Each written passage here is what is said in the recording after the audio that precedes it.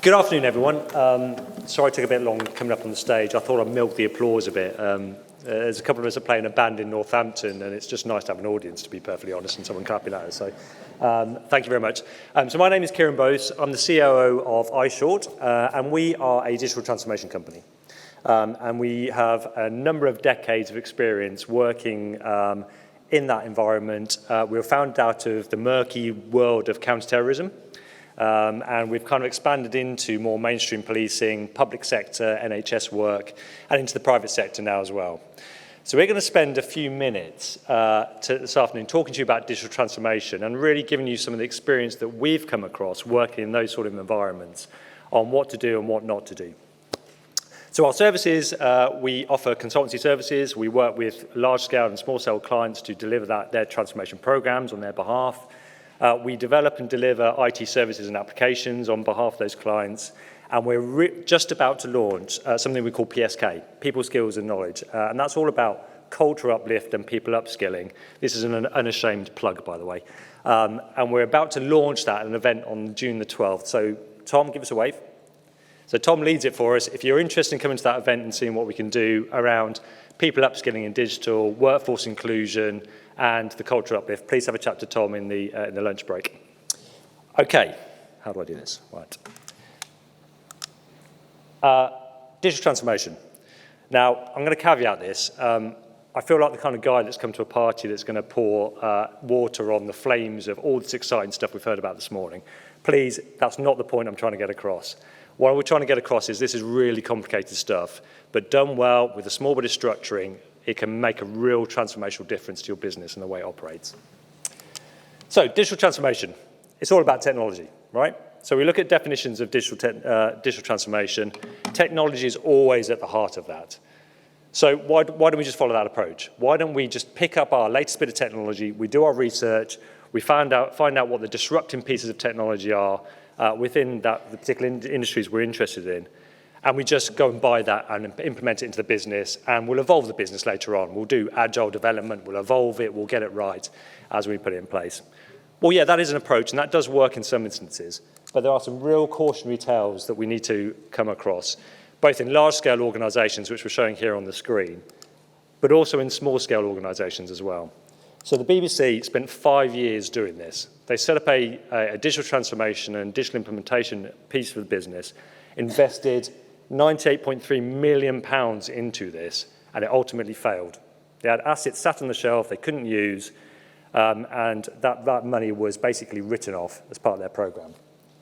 Ford is another cautionary tale. So they set up, again, a separate digital transformation element of their business, thought it was the future, they're pumping loads of money into this, even to the point where they were taking budget away from the manufacturing, their core business of manufacturing cars to quality standards, and pumping it into digital. That left them with massive quality issues with some of the cars they had, and to recover that took them a number of years. And at NHS, we have some experience in this. So NHS are still doing digital transformation. They've been going at it for 18 years now. They're pumping billions and billions of pounds into this to try and get digital put into the healthcare system. We've already Bernard talked a little bit about the augmented reality. That's being looked at for cancer screening now in the NHS. Cool technology, really good. But what all these companies do is miss out the key part of it, which is the people and the culture element of it.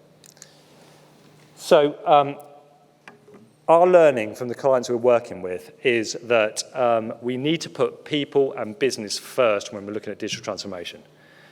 So digital technologies are all about providing information, supporting people doing their work, increasing productivity, getting efficiency and effectiveness into the business, right?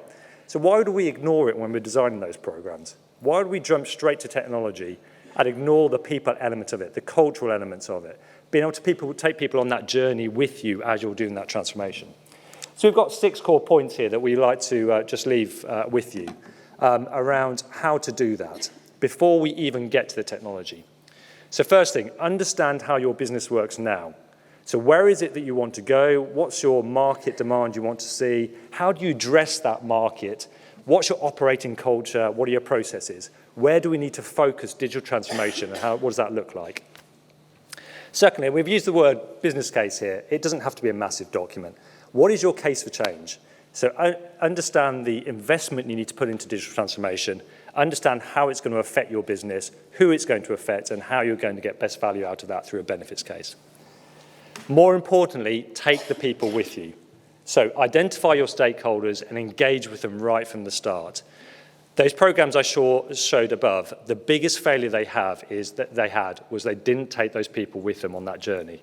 Technology was developed in isolation, it was looked at, great technology. They didn't take the business with them when they implemented those pieces of technology. NHS is a prime example, and we've got experiences recently on some of the cancer screening work that we're supporting them with, where very strong opinions, really culturally driven people, very intelligent, they save lives day in, day out. They have strong opinions. And actually some of the failings in NHS is they just weren't consulted. They didn't take them on that journey. They didn't communicate the change that's trying to be in place and what it means for them, what benefit they're going to get out of that. Design the digital change, upskilling. So we work quite a lot with UK police forces, and they're obviously very keen to implement digital technologies and data analysis and all this good stuff into the business to help them provide a better service to the public. Great stuff. One of the things that we've done with policing actually is to suggest a digital upskilling program. So we've got this example where police are, it's going to be a bit of a kind of brutal example, but police are great when they turn up to crime scenes. So they go there, they see the bloody knife, they see the knocked-in door. They know how to handle that sort of stuff. They're trained in it. They know how to preserve the evidence. They know what to do with those types of assets they're coming across. Digital, they don't know, and they're already starting to get upskilled in that. So you go back into that crime scene in someone's house. There's routers, there's smart TVs, there's Nest CCTV cameras, all evidential opportunities, but they're not skilled in the way to grasp those evidential opportunities, preserve it, and provide that back into the case. So we're suggesting actually you need to start from the people first, get them upskilled, get that culture in place before looking at the technology implementation of that. Then design the new operating model. So how is this thing going to work once you get it implemented into the business? What is it going to support? How are people going to use it? What does that look and feel like to people as they're using that piece of technology? And then go into the technology side of it. Now that sounds a massive piece of work to do. It doesn't have to be. So we've done this for clients over a 4-week period. We've also spent a year and a half doing this for large-scale organizations. It can be tailored to the areas you want to look at and the type of things you're trying to get out of your digital transformation program. So, holistic transformation. So, the thing to also look at is, hang on a minute, is take a holistic approach to transformation. So, it's very easy to get drawn into the technology view or a business process view or a people view of the world. Take a holistic approach to it. So, address all these things. And it's only when all these things work in harmony together that you actually get to the ability to be able to deliver your strategic goals. So make sure we're paying attention to all those things we've got listed on there. So I've got a bit of an example here. The slides aren't quite working, so bear with me. I'll try and build this up. I'm kind of taking a really unashamed kind of opportunity to talk about Formula One a little bit as we're sat in this room here. So we look around us, and the celebration of Red Bull is the technology, right? So it's the cars. So the cars are there. We can see them here. The technology is brilliant. It's advanced. It drives fast around the track. So what are Red Bull's goals? Well, their strategic goal is to win championships because that's how they get their money and their funding, right? And that can be either drivers or constructors' championships. What do they need to do to win races? Well, yes, the cars are really important, right? So the things you're seeing around here that we celebrate are really important.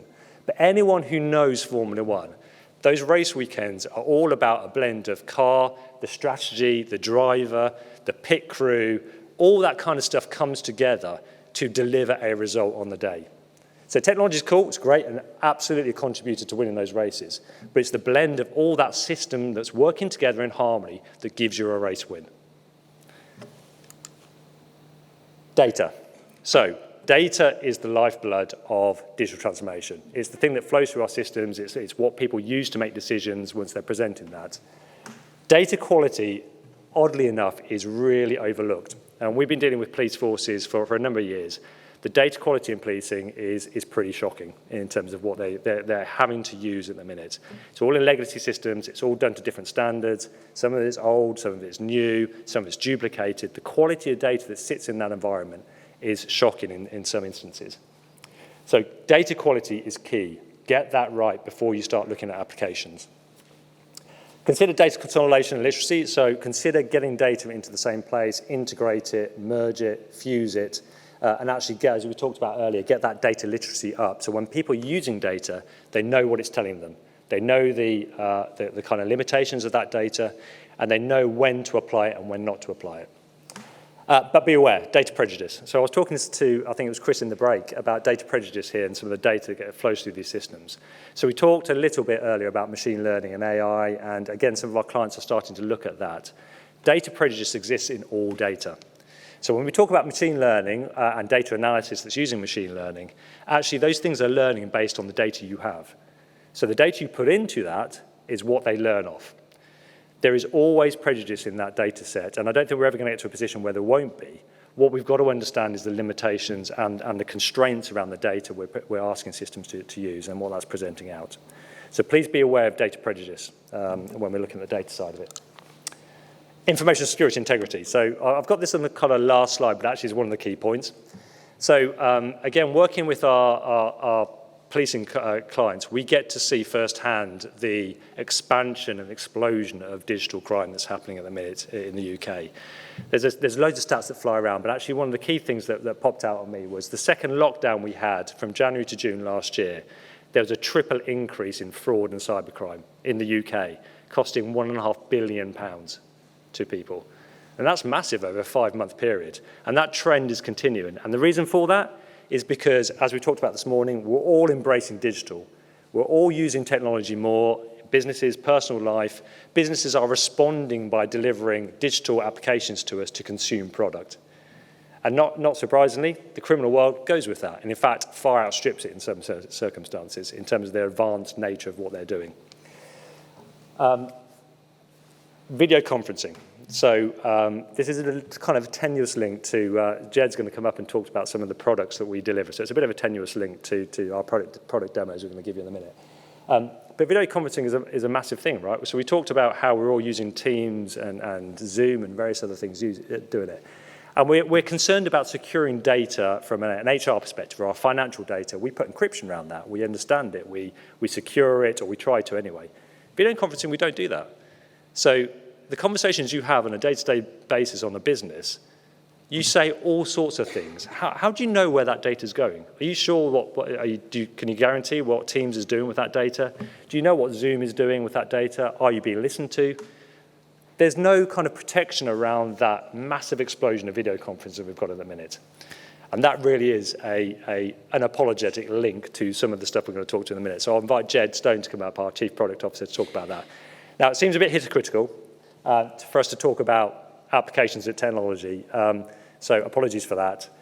We have got 2 applications we're just going to talk through and how we're using actually blockchain to enable some of the security elements around those parts. All these products have been researched, so they're all based off years of client engagement where we're seeing gaps in the market and trying to address some of the problems that we've seen. Okay, thank you. Jed.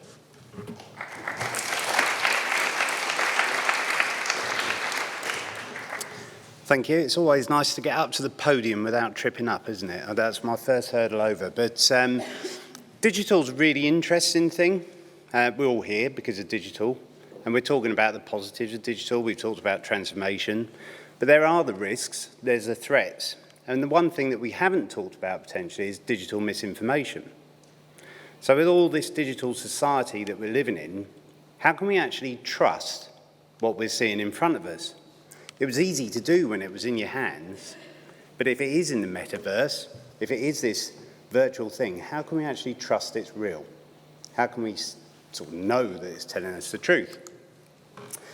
So picking up off of what Kiron was talking about in terms of the work that we do with policing, we started to look at these cool new technologies, blockchain, cryptocurrency. What can we do with blockchain that's different to cryptocurrency? And I think Bernard's touched on some of those applications, but we actually wanted to apply that technology to something that we know about. So we developed a product called Mia Connexus. We started developing it just before the pandemic. We thought, this is really cool. We're going to look at remote video interviews for victims and witnesses. And this is going to require a massive cultural change because people weren't really used to using video conferencing. So there you go. 2 years later, everyone and their grandmother is using video conferencing. But we wanted to take that a little step further and say, that's fine, it's a tool, but how can we actually start to apply this to law and law enforcement and really understand that if we're going to have a victim or witness interview, how can we actually retain the evidential integrity of it? There is a screen here, isn't there? But I think someone else picked up that they were looking at that one, but this is so small, I should have brought my glasses up. But, right, so we wanted to make a custom product effectively for law enforcement that would transform their business. So getting back into that sort of feeling of digital transformation, we wanted to design something for intelligence work, for investigation, something for policing, but could also give the same kind of virtual environment, give the same application that someone would do in a very physical process to something that's virtual. So we looked at implementing certain features, and I think as everyone's sort of seen all the sort of cop shows and everything where there's the two-way mirror, you've seen those? And you've got like a whole set of people that are looking at this interview occurring the other side. Well, can we do that remotely? Can we do that virtually? And yes, we can. We can provide that same kind of virtual environment for law enforcement. Things like features where we could actually say, where digital transformation is meant to make life more efficient, more effective, it's going to be easier to actually do that work. So things like a physical process after a recording, you've seen them all hit the tape recorder goes off to someone where they listen back to it and they're typing away and they're coming up with this transcription. But actually we can do that in real time. We can actually take each audio stream of an interview and actually convert that speech to text on the spot. We could even potentially provide translation in real time, whereas law enforcement actually spends a lot of money paying for translators to actually attend a physical room. That's not so bad in the UK maybe, but when you get to the US, you could be flying to actually perform a victim or witness interview. You'd also need to pay for someone to go there and translate as well. So all of these things, we're looking at ways to actually use digital to enhance the way that we work. And Mere Connects is certainly one of them. But what about the evidential integrity? We've talked about proof of ownership and the fact that blockchain can prove that you own your little bottle of Glenfiddich, which is great. That sounds quite cool, actually. I quite fancy one of those. But what about if we can actually use blockchain to prove the evidential integrity of something? And this comes back to digital misinformation.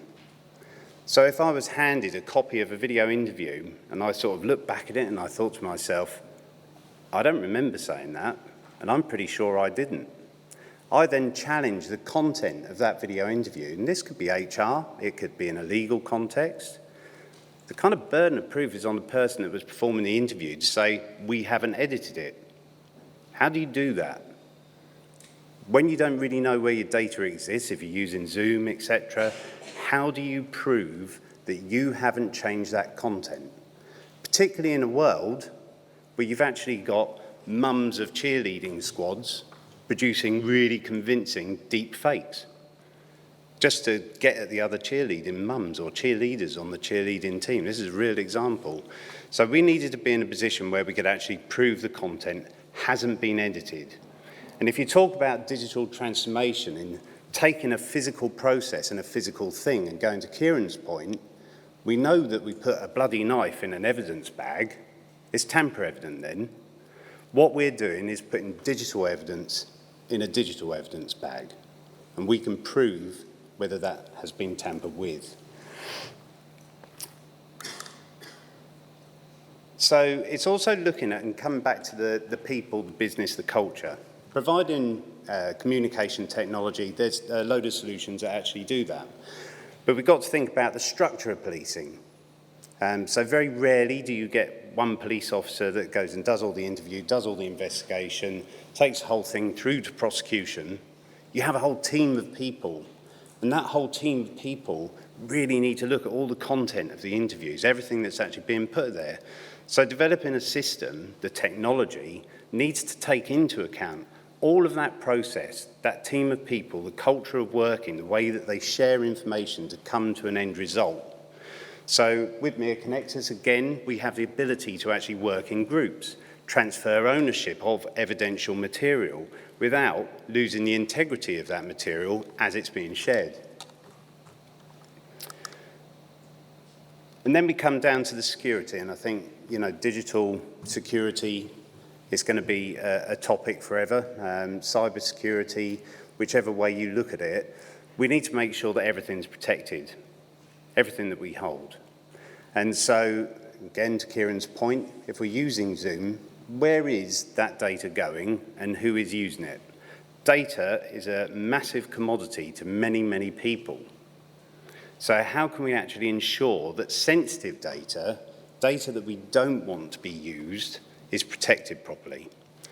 So again, our solutions are looking at that whole process around law enforcement to ensure that from the collection of that data or the evidence through to the prosecution, you can actually show that chain of custody, proof that that evidence hasn't been tampered with in a digital way, the same way that we do it with the bag. So this is a short video. It's not going to win any Oscars from the performers. I'll say that now, and I apologise for them now. We had a very limited budget, but I will talk over it to try and sort of like move it along a little bit as well, because it's definitely not going to be on BBC, this one. But, in fact, we had such a limited budget, we've actually used the wrong video here, but I'm going to dare to move on and see if the other video's in the wrong order. Oh, there's a big screen down there. As you'll see, this call is being go. recorded. Are you okay with that? Yeah, that's fine. Okay, thank you.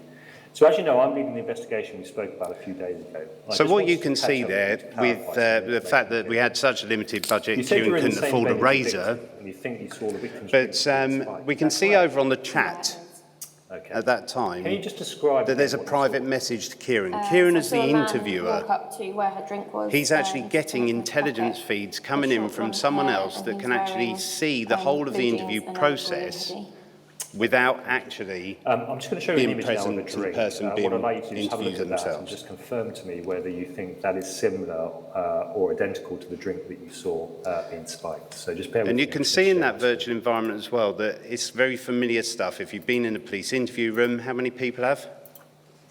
Okay, can you see that now? And who wanted to admit that?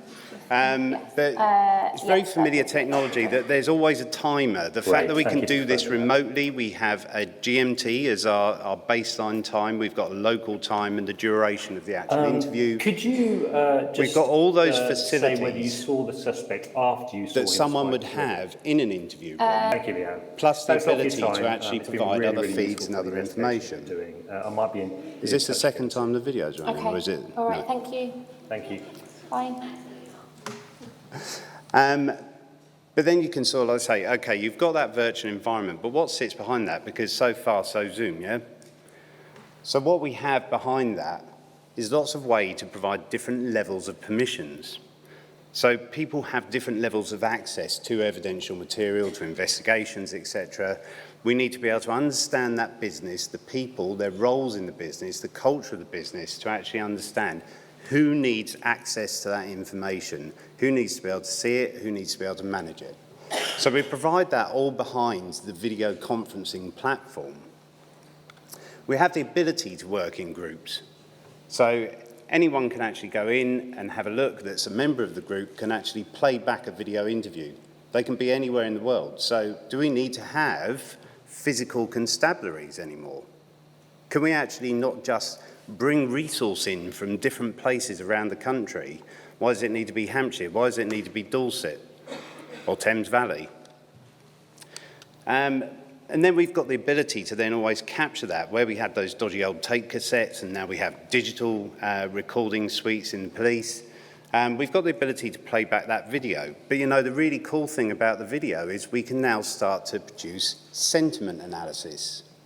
It's not a polygraph, it's emotional analysis where we can actually look at that high quality video stream because we've got higher bandwidth, we've got better broadband, we've got that high quality video stream that we can always look at and start to provide some emotional analysis of who's being interviewed and actually even the interviewer themselves.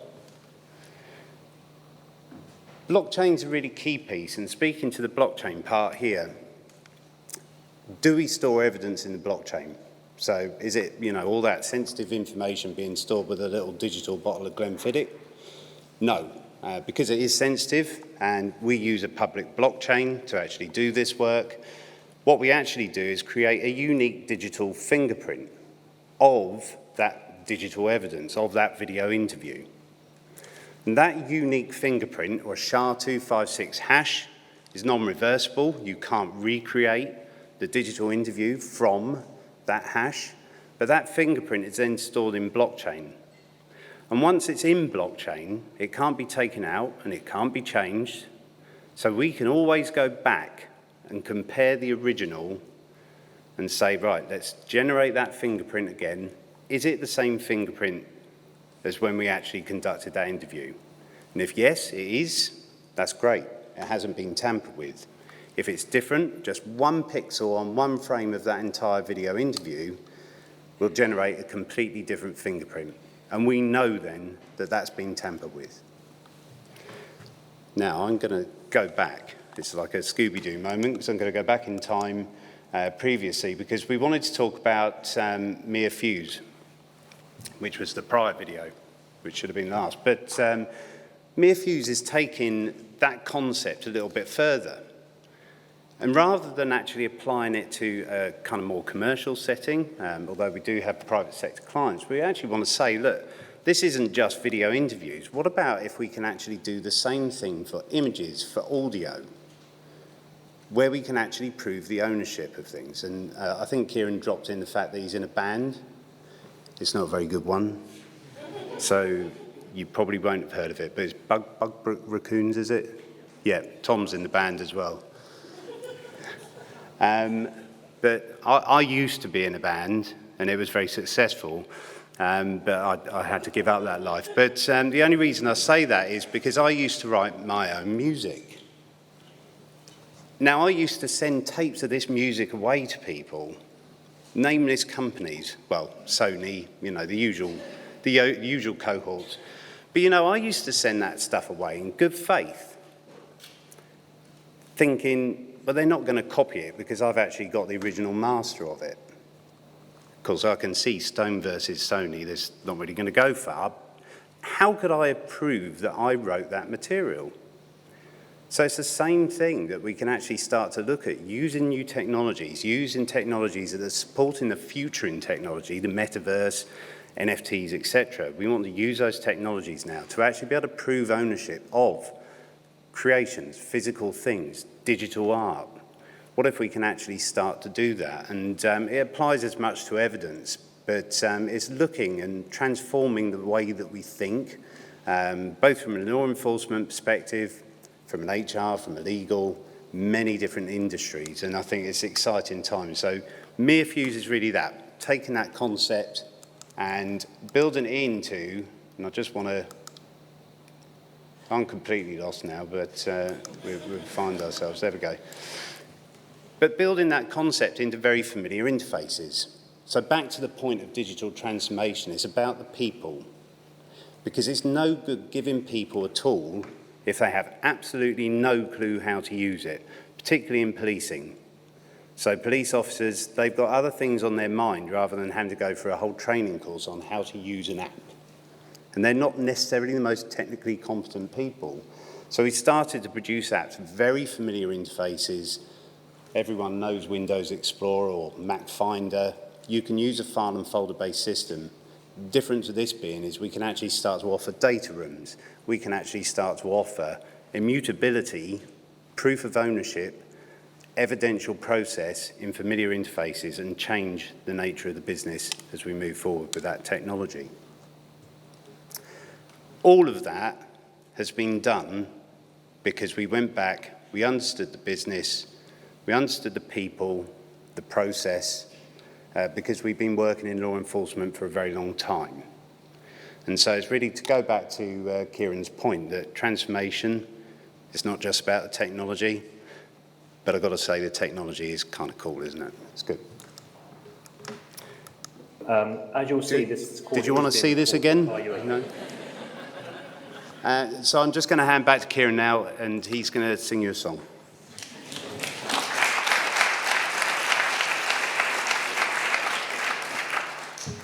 I was kind of expecting some applause after the video, but anyway, that's about. Okay, just one more slide, and then we'll let you go grab some sandwiches and some food. So top tips from us. I'll just build this slide out. Number one, be business-led, not technology-led. Take a business approach to your digital transformation and don't get consumed into the technology wizardry that sometimes exists when we look at cool and neat technologies. Engage your people, take them on the journey with you, make sure they're bought in, make sure they understand what's going to be expected of them and how they need to change and the culture that needs to be put in place.